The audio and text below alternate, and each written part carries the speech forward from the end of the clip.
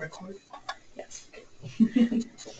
All right, well, I think we will go ahead and get started. It's about 3 after 12, so I want to respect everyone's time, and especially those of you who, showed up on time. I hope everybody can hear me. I have everyone unmuted right now, and so far it's quiet in the background.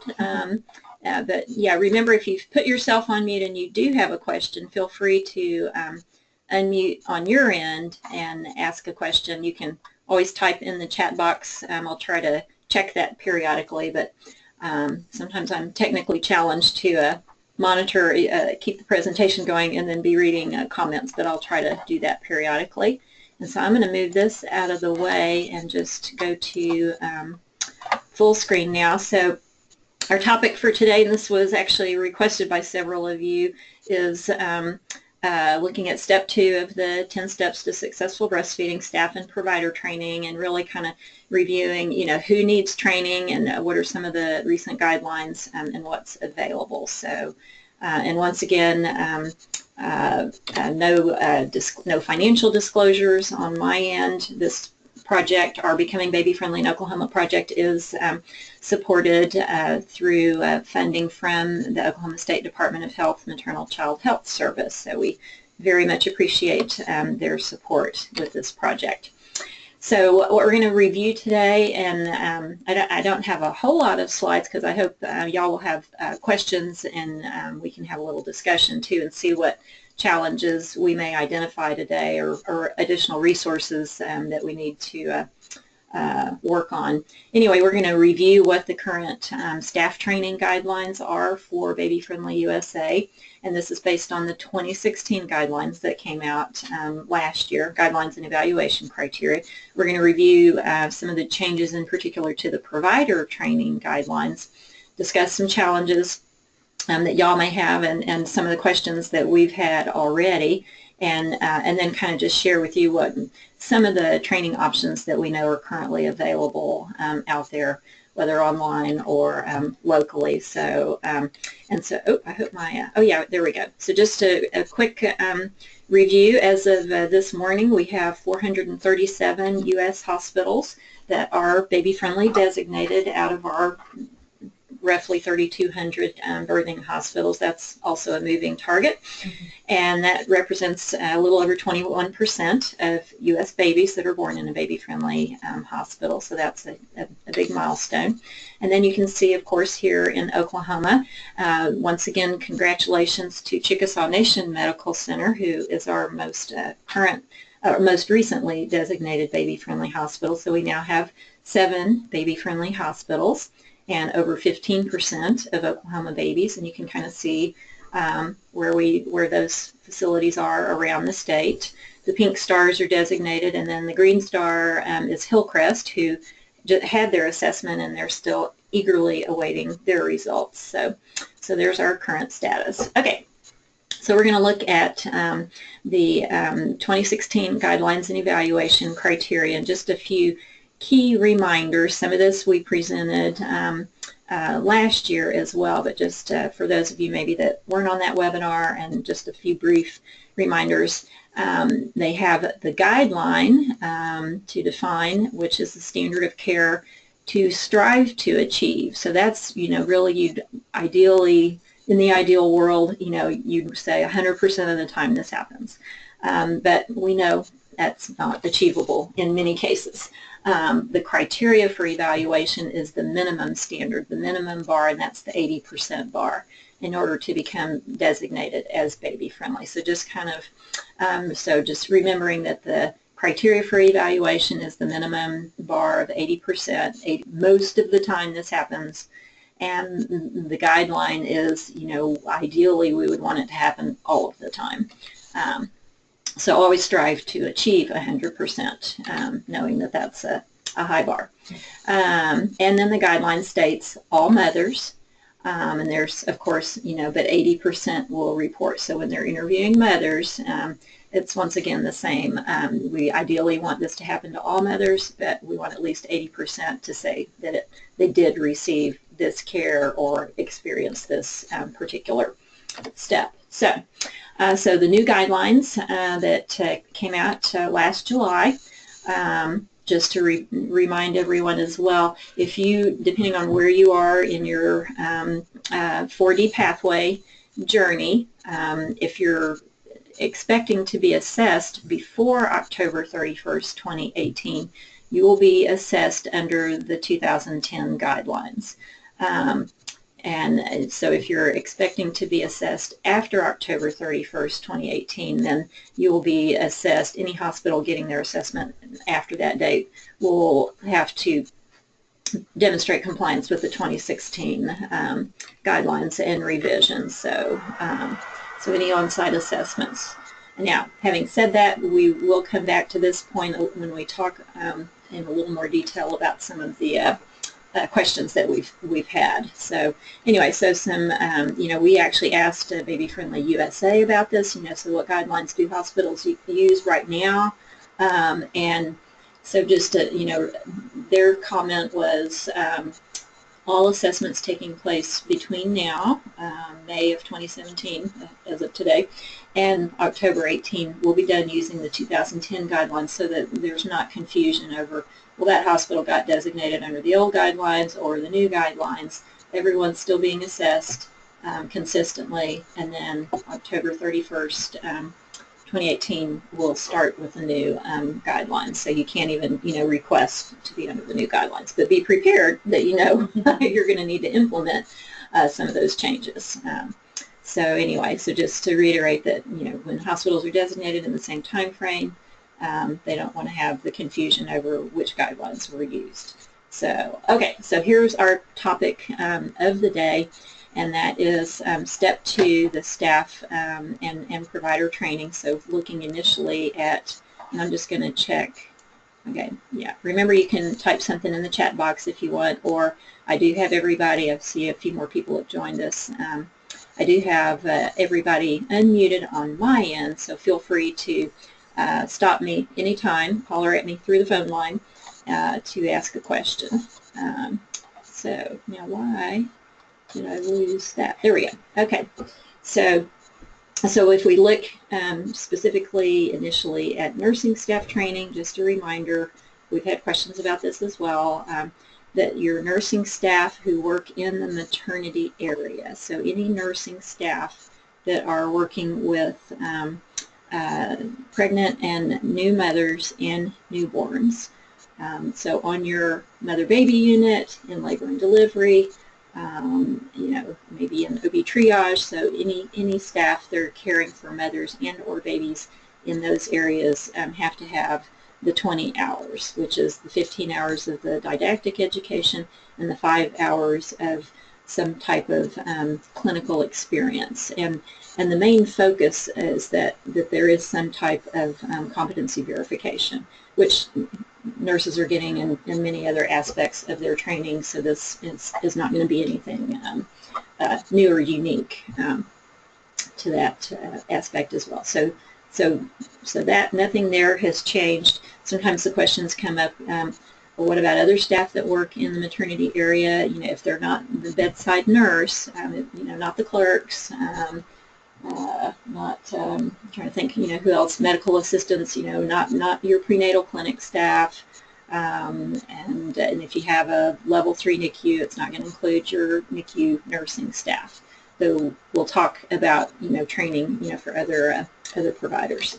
So, and this is straight out of the Baby Friendly USA guidelines. This will look familiar to many of you, but just reiterating that staff training should include counseling on the feeding decision, providing skin-to-skin contact, assisting in assessing the mother and infant, basically position and latch, counseling mothers about exclusive breastfeeding and teaching those feeding cues, rooming in, hand expression, and then we've gotten questions about this as well, teaching formula preparation and feeding to parents when necessary. So your families that are formula feeding, you don't have to bring in powdered formula and mix the formula in the room, or you don't have to do demos. You can give them information and teach them the steps involved and make sure they understand that, but you don't have to start you know, purchasing things to do demonstrations on. And then, of course, step 10, you know, making sure they have,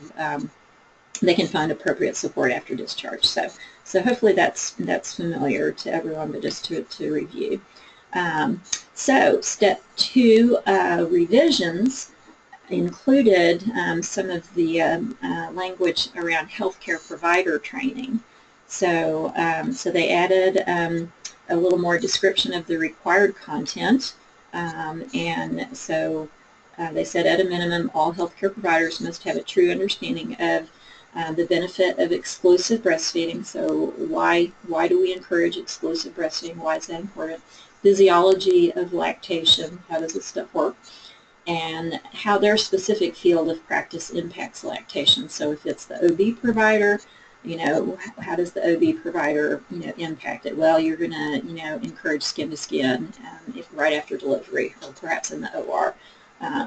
And hopefully you're going to be providing prenatal education too, for example. And then I was really curious to see that they really started stressing for most all providers, you know, how to find out about safe medication, since that is such a common question. So pretty much every provider should, you know how to do that. And a key change here that we were all excited to see is if that healthcare provider, if it's the OB or the pediatrician, family medicine physician, or the midwife, if they don't actually teach specific skills to the mother, then they don't have to be able to describe or demonstrate them. But they do need to know who to refer a mother to for help with that. So this whole thing about, you know, we need the pediatrician to demonstrate hand expression, which will still happen, you know, for the next year plus on assessments. But when we do mock surveys, what I tell physicians is, you know, no one expects that you're going to be in there and be hands on breast and helping a mom with hand expression. But do you know what it looks like, and do you know that this is happening, that the mothers are being taught this? Do you know why this is important? But yeah, so currently, right now, they still need to be able to demonstrate that being assessed under the, after October 31st, 2018, they won't have to be able to demonstrate that. So, all right, so then they also went on now to add about side of the maternity area. So, and they actually give some examples such as the pharmacist may be prescriptions for a breastfeeding mother, and maybe the one to say that, you know, well, this medication is not safe, you know, for a breastfeeding mom. Well, they need to know that they're giving accurate information about that. So, so that's certainly important. Social workers, discharge planners, you know, everybody needs to understand why exclusive breastfeeding is important, but then specific to their role, of course, there's your step in community resources. And anesthesiologist, of course, skin-to-skin contact after a delivery, perhaps, you know, you are. So, and they talked about, they gave radiology as an example. If mom goes for a CT scan or something, do they have accurate information about the use of radioisotopes during a diagnostic procedure? You know, they had some suggestions for dietary, housekeeping staff. And so I think in one instance, the overall message here is that all kind of general hospital staff have to have some basic information about baby friendly.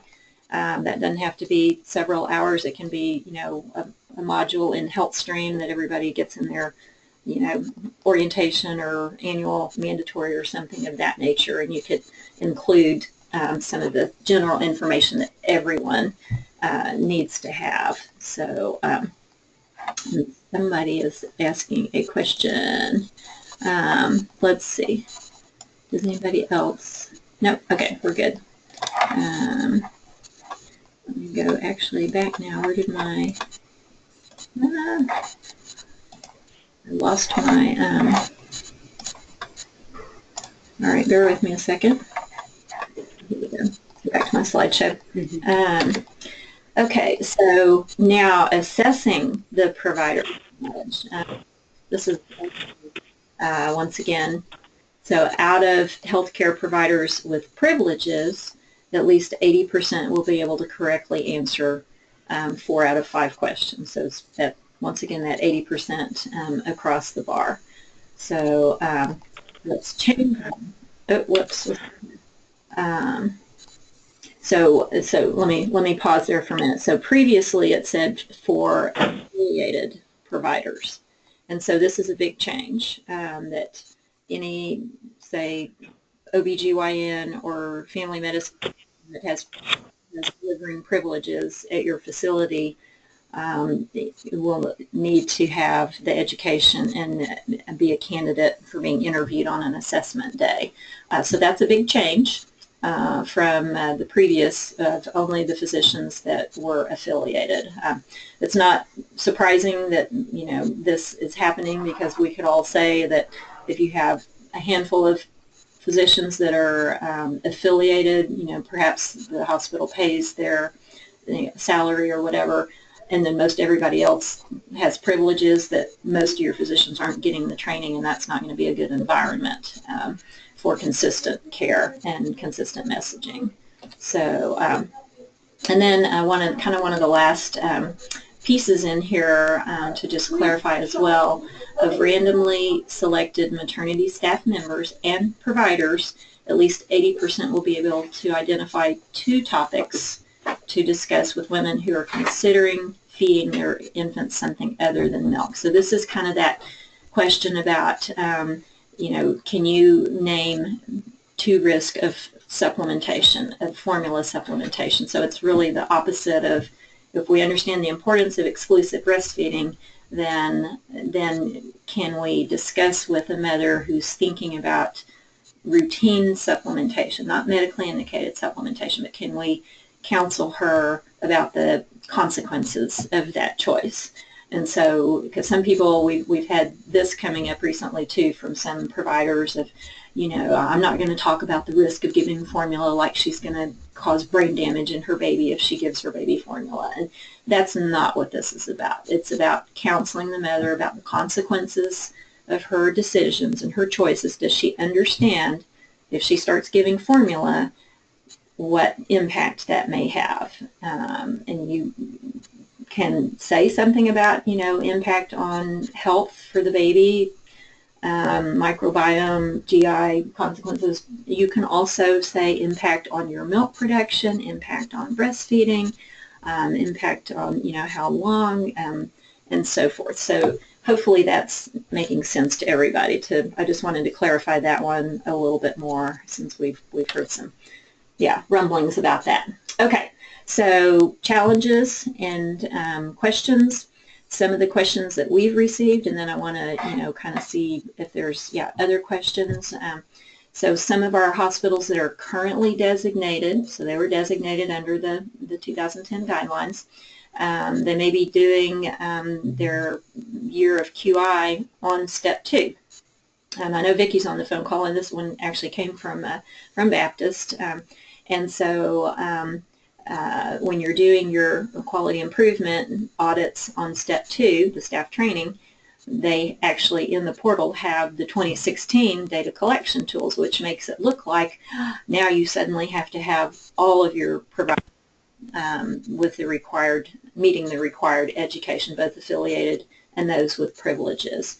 And so the answer to this is that they want you to start working towards that goal and be aware that when you get redesignated or have your assessment for redesignation the next time around, that will be the goal and the guideline, though you'll only be scored right now on the education training that's being provided to affiliated providers. So does that make sense to everybody? Does anybody have questions about that? Let's see if anybody's put anything in the chat box. It's all quiet out there in webinar land. So that's one question that's come up, just so that everybody's clear. They don't have to suddenly meet that new guideline before they get redesignated, but need to be aware that that's going to be an expectation and to be working towards that. So another question we've had recently is, what if we're adding a level 2 NICU or special care nursery, and we're going to have neonatologists or maybe neonatal nurse practitioners? What education, do they have to meet or have the required education? So, and this could apply to any of the hospitals, of course, that have a level 3 NICU as well. But remember, the current baby-friendly guidelines only apply to healthy babies on the maternity unit. Healthy babies rooming in with mom, hopefully, PO breastfeeding. And step 5 of the 10 steps addresses when mom and baby are separated, that we should be encouraging her to provide milk for her baby, that we teach her milk expression ASAP, ideally within 6 hours. So those would be the few questions that might be asked, say, of a NICU mom who was interviewed. But providers who only see NICU babies, such as neonatologists or NNPs, will not be, at least at the current time, and even under the revised guidelines. And you notice they weren't in that list of examples of other providers, because they were looking at other providers and other staff that are dealing with, once again, these healthy term babies that are on the mother baby unit. So providers that only see NICU babies will not be interviewed. Now, if you're a smaller hospital and you have a level 2 NICU or special care nursery, and your neonatologist is going to do double duty and also go round on the healthy babies, then that's a different issue. Then that person absolutely needs the training. And then, I would just say too, I think it's for each facility to evaluate, but consider, especially with a lower level of care, NICU, that these are more likely to be babies that are going to be ready to PO breastfeed pretty soon after birth or after admission. So, so you're still going to want to look at and strongly consider what education these providers would need, so that you're encouraging that and supporting best practice. So, all right, so that's, anybody have any questions? This keeps popping back on that.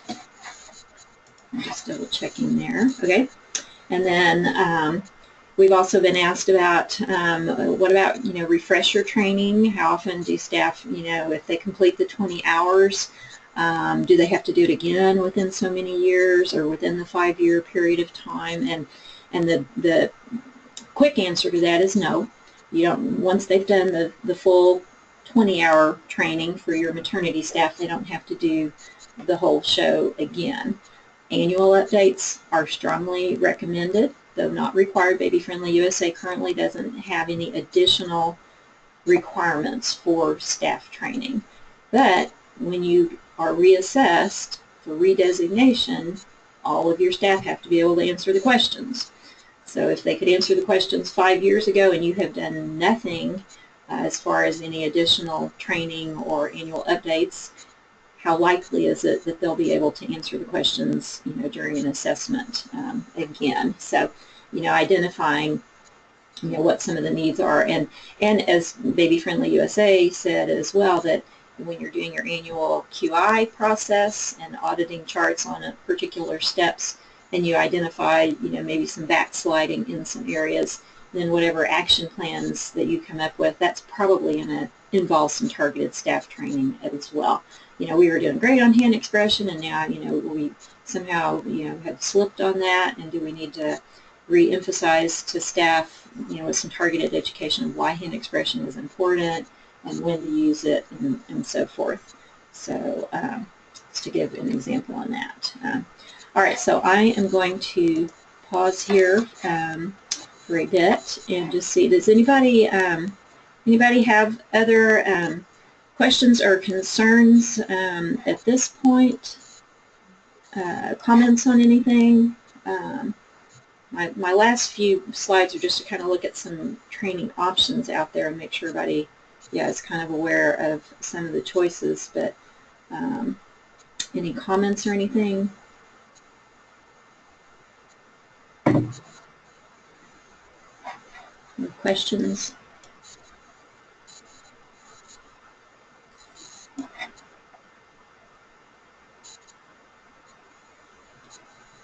Everybody's gone to happy hour.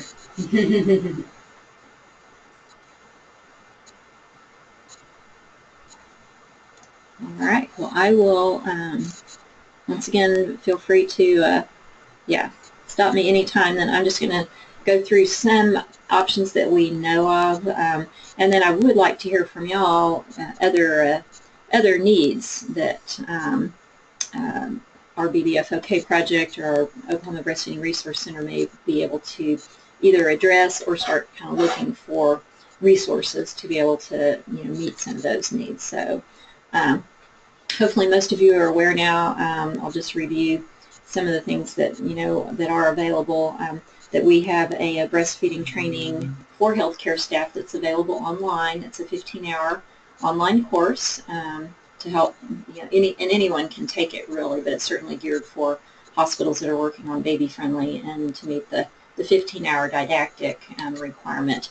And hospitals that are currently enrolled in becoming baby friendly in Oklahoma, there's a $30 per person charge, and that really just covers our cost of getting each individual enrolled in the University of Oklahoma's online learning portal, since they're not technically students that would already have access.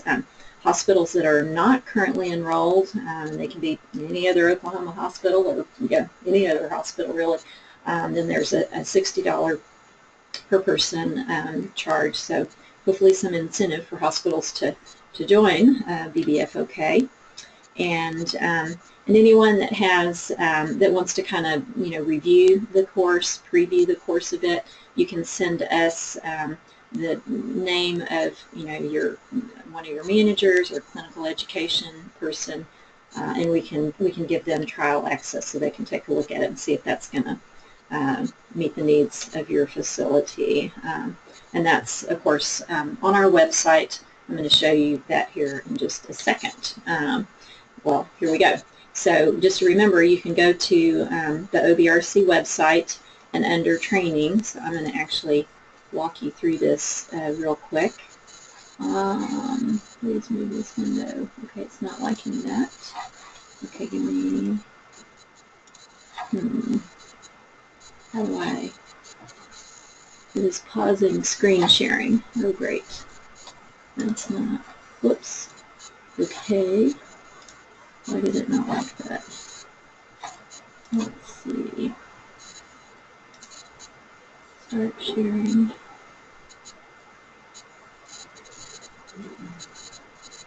Let's see if it's going to let me do it this way.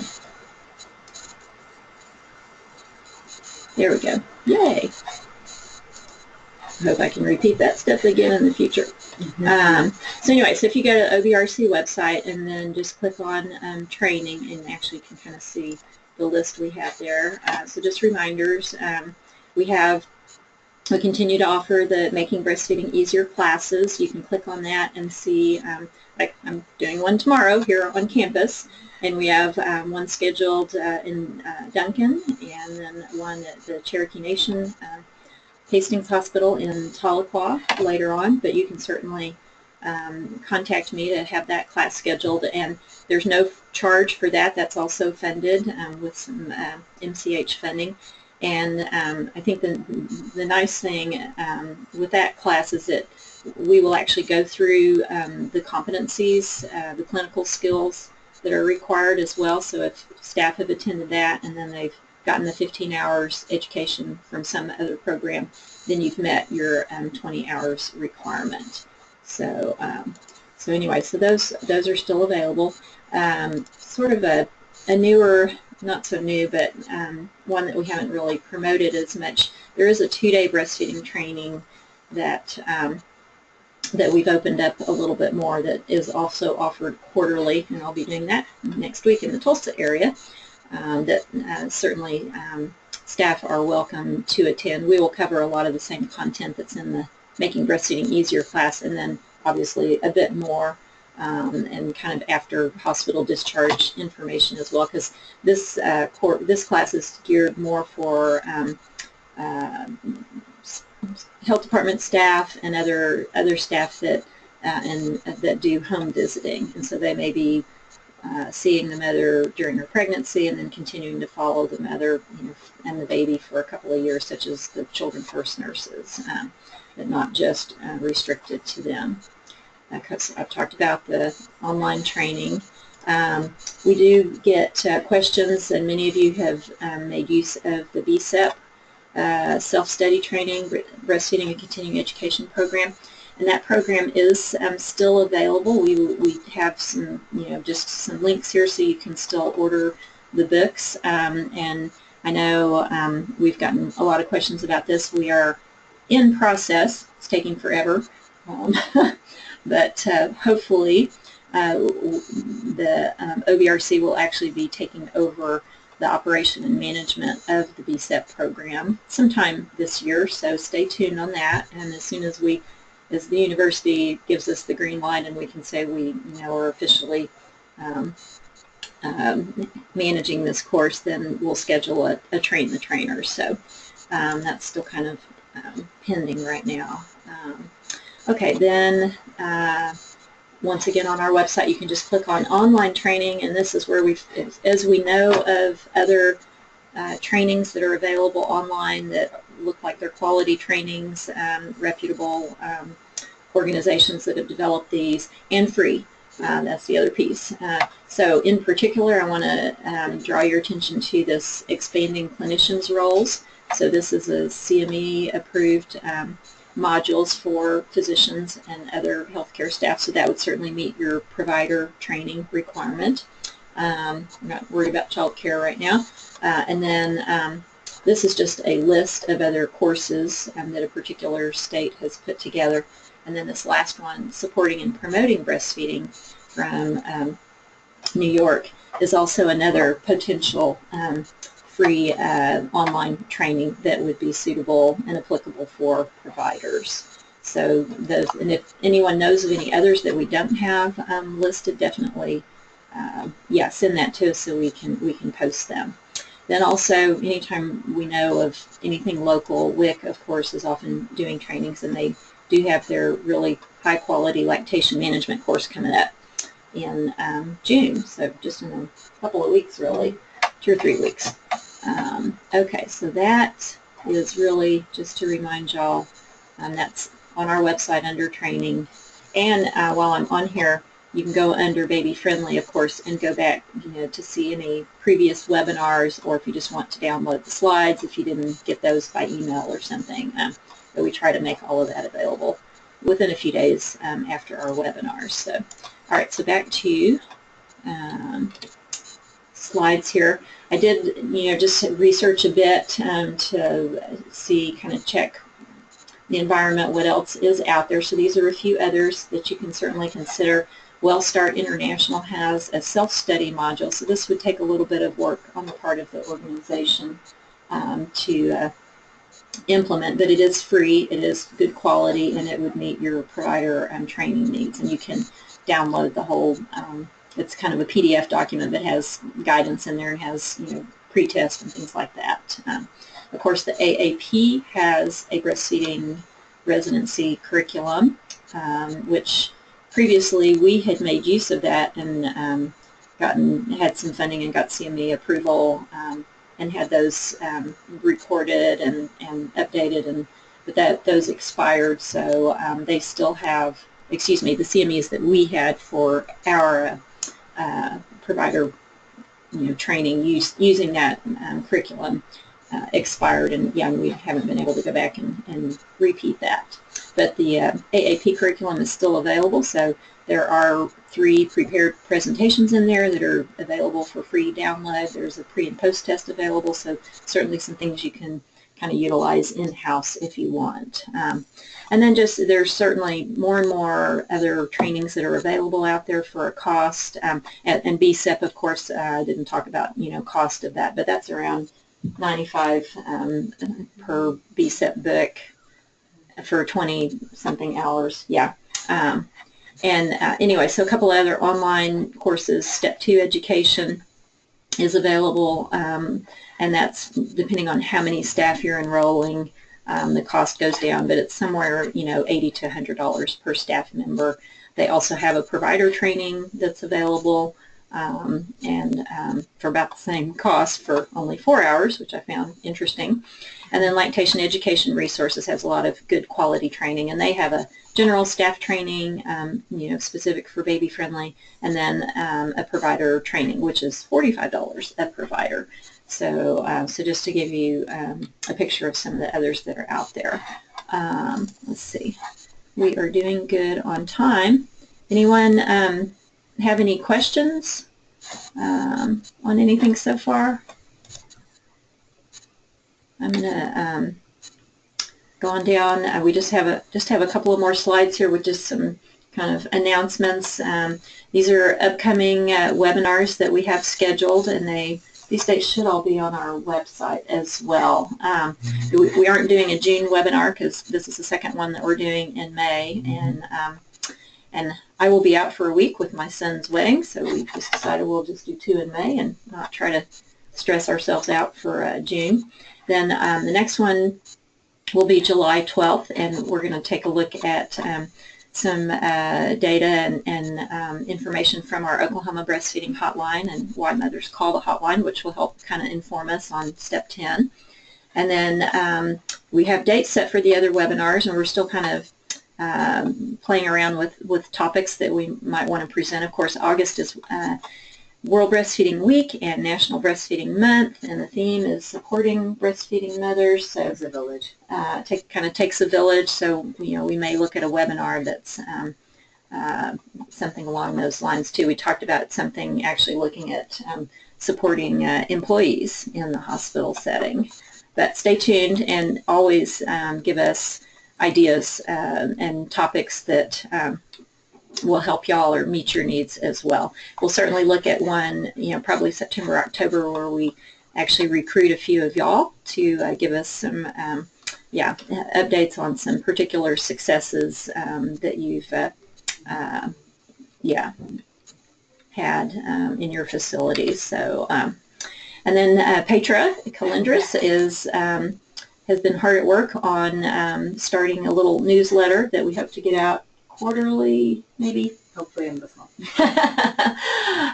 So yeah, this will just be an online resource with some more current information, and this is ready to go out hopefully by the end of this week. But just to give you an idea what it would look like, some of the controversy over hyponatremia and some of the stories that have been circulating about that, some feedback and pictures from our summit and so forth.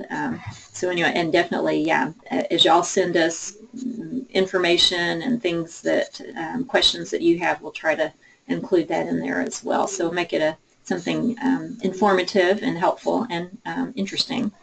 So that is really, kind of the information I was, planning to cover today. So I will, kind of turn it back and see. Does anybody have any questions, anything in particular on the staff or provider training that I didn't cover or that wasn't clear? So feel free to ask. Becky? Yes, is that Vicki? Yeah. I just had a question that I had sent you. I wondered if in the metro, it probably, I guess, would be better if it's right in the metro. We have at Baptist, we have like 96 physicians that are OB family practice approved. Maybe only 19 of them are affiliated. Vicki, I'm having a hard time hearing you. I heard about 96 physicians that y'all have. And then after that, I lost you. Is there any way that we could share with the group, share with physicians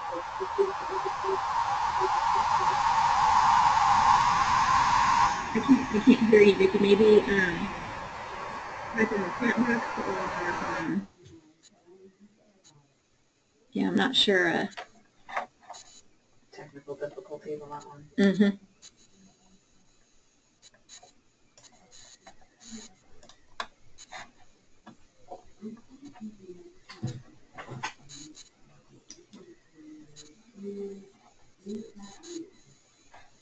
She went out the computer.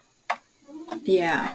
And yeah, and Vicki, if you're somehow not at a computer where you can type in the chat box, yeah, definitely put your question in an email to us and see if we can. Oh, let's see. Here she comes. A central area to share. So, oh yes, so physicians who have completed education, so that all hospitals can share their education certificates. Ooh, that's a great question. So, like some kind of Online database. yeah, almost like some kind of online database or central clearinghouse. So I don't have an answer for you right now, but that's a great question, and I think we'll probably pick the brains of our OPQI partners and see if there's a way that we could do that. So so we will follow up on that question, and because yeah, you make a great point that yeah, if especially now that you're having to address all physicians with privileges, with admitting privileges, so OB-GYNs that may go to 3, 4, 5 hospitals, you don't all need to recreate the education that that particular physician has had. And maybe that would help them do it too if you say this is going to count for all your hospitals. Whatever we can do to encourage that. So, so thanks for asking that. We will follow up and see what we can, yeah, identify if there's a way we could do something like that. So any other questions from anyone?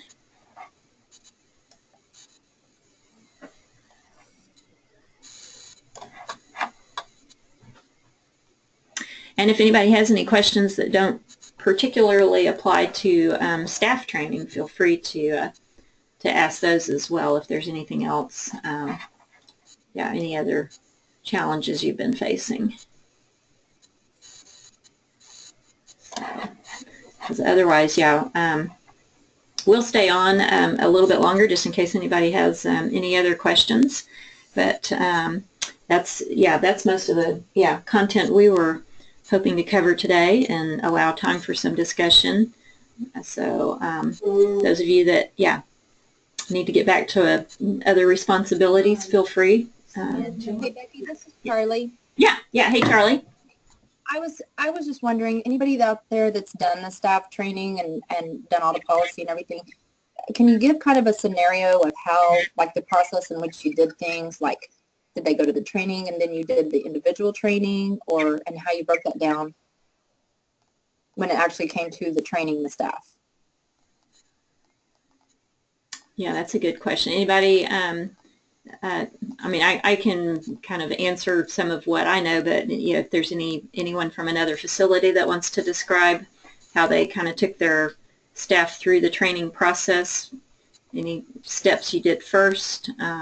Things that worked, things that didn't work, things that you would do different. I don't know. Anything helps.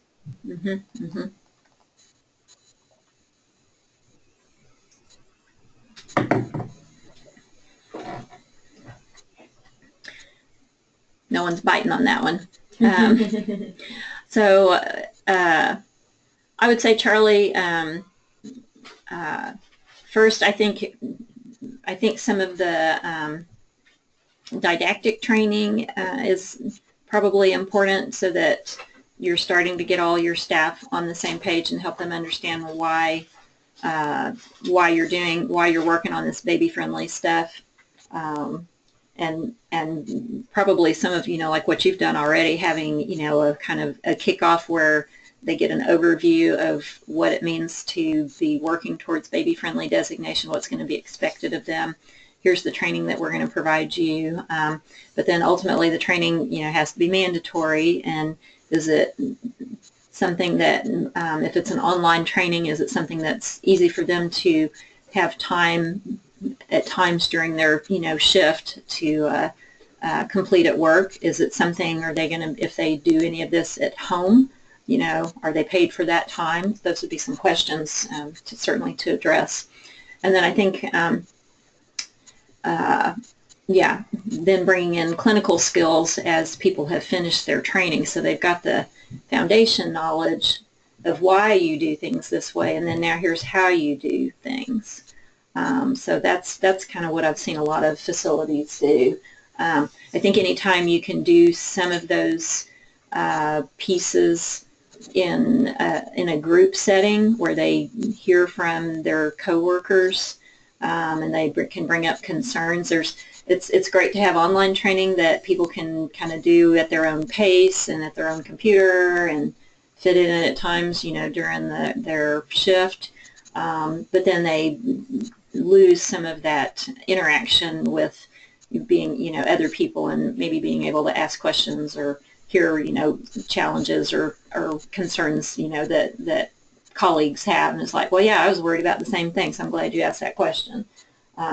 So, you know, having opportunities for them to maybe, you know, discuss things or bring up things in staff meetings. Of course, anytime some of them can go to an in-person, like the Making Breastfeeding Easier class, also gives them an opportunity to bring up questions and hear from, you know, just get that networking as well. Trying to think what else. I know when we come out and do, say, a mock survey or even a little mini mock, that's also another time that they, you know, they learn and they get a better understanding of what this is about. So I don't know if that helps answer your question totally,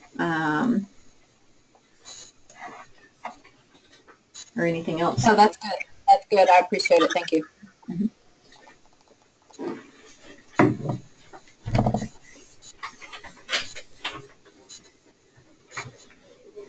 Ultimately, I think with, I would just add on, because I also get asked about when you really, you know, your nursing staff has had more training, they have more confidence, and they get more excited about helping moms with breastfeeding or putting those babies skin to skin or whatever, and because they start to see the impact of the care that they are providing.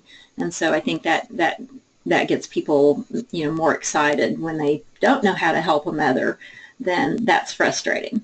So definitely I think the education and the training, you hopefully start to see some attitudes change as well. However, you will still have your resistors even to the bitter end, and you'll start to see some of the dynamics within the team of your leaders, if you will, and your champions who are excited and they, you know, they want to do this, they want to see these things happening, and then they get frustrated with team members that are not. So ultimately, that just gets back to your managers, your nursing leadership of, you know, we have a policy, we've educated everybody on the policy, we've provided you the training and the clinical skills training so that you can do this, and you're still not doing it. You know, so what's the barrier, and help address any other barriers that may be out there, and then ultimately it's an accountability issue. But you hope you would have very few people that you kind of have to go the discipline route. But ultimately, you know, as you would with anything else in their job expectation, this is an expectation of your job, and you're doing it or you're not doing it. So, all right. Well, I'll ask one more time. Any other questions? Otherwise, y'all always know to, email us, call us or anything, any questions, you know, that you think of later on or that come up. And we will, we'll certainly send this recording and the slides out by email. I will say briefly, we're going to be in transition over the next several weeks with administrative support. So the person that's, you know, been working with us, some of you may have communicated with Jamie. She's out on medical leave, and then she's actually retiring the end of June. So we'll be in the process actually of hiring a full-time admin person sometime over the next several weeks. So that's exciting, but it's going to be a little bumpy for us. So be patient if you're asking about things that we don't immediately respond. But hopefully, yeah, things will be smooth sailing later on this summer. All right. Well, I think I'm not seeing any other questions from anyone. Thanks to everybody for joining us today, and we will talk later on in July, and if not, yeah, separately before then. So thanks a bunch for tuning in today.